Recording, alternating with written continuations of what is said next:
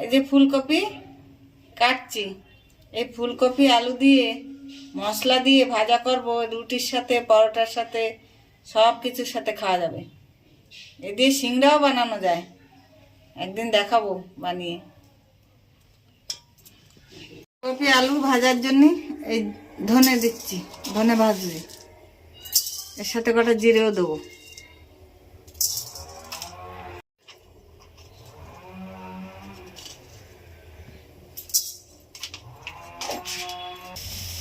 দেখেন এই ফুলকপি বাফে বসিয়ে দিয়েছি, ভাপিয়ে নেবো, একটু সেদ্ধ করে নেবো।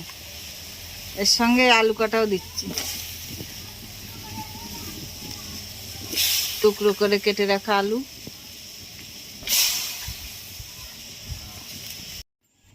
এই দেখেন ফুলকপি আলু আমার সেদ্ধ হয়ে গেছে। কড়াইতে তেল দিয়ে দিচ্ছি,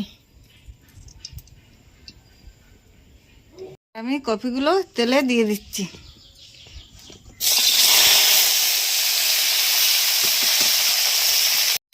দেবো একটু লবণ, রুটি দিয়ে খাওয়ার জন্য তো লবণ একটু কম দেবো। দেবো একটু হলুদ।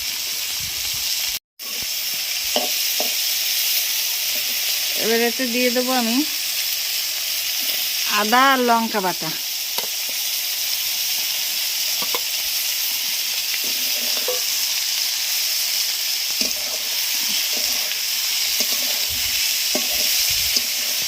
প্রায় হয়ে গেছে, এবারে ধনে জিরে ভাজাটা দিয়ে দিচ্ছি।